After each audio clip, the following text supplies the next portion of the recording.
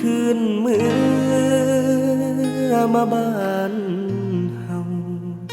มาเบิ่งผู้เฒ่าเพิ่นของทาลูกหลานมีโอกาสก็หวังแน่เด้อการงาน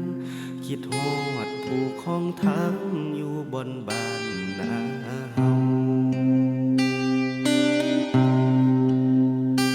บ้านเฮาก็ส่ำบ้านเฮานี่ล่ะนะคุณค่าอยู่กินอยู่หญ้าเป็นมูลมังอีพ่ออีแม่เพิ่นพาเฮ็ดพาสร้างเป็นหนทางหาอยู่หากินบ่อดตายเพิ่นเว้าสู่ฟังว่าความหวังอยู่เมืองกรุงอยากมีอยากลุงเลยเอาแห้งไปขายมีอยู่มีกินแต่มันบ่ม่วนหัวใจแข่งขันงานใหญ่ดิ้นรนแทบตายในแต่ละวัน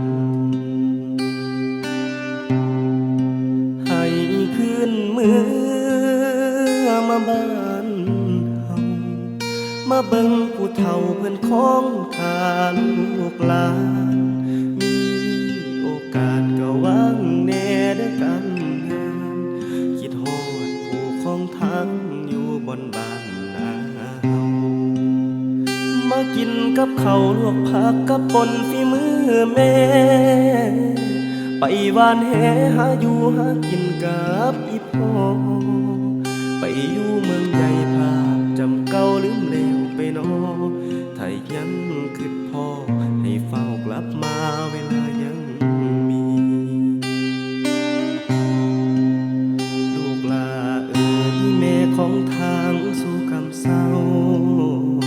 ป่านนี้เจ้าเป็นจังใดน้อลูกเอ๋ยสำบายดีบอกคำเป็นคำถามที่คุ้นเคยอาจเป็นคำเฉยๆจากหัวใจผู้เป็น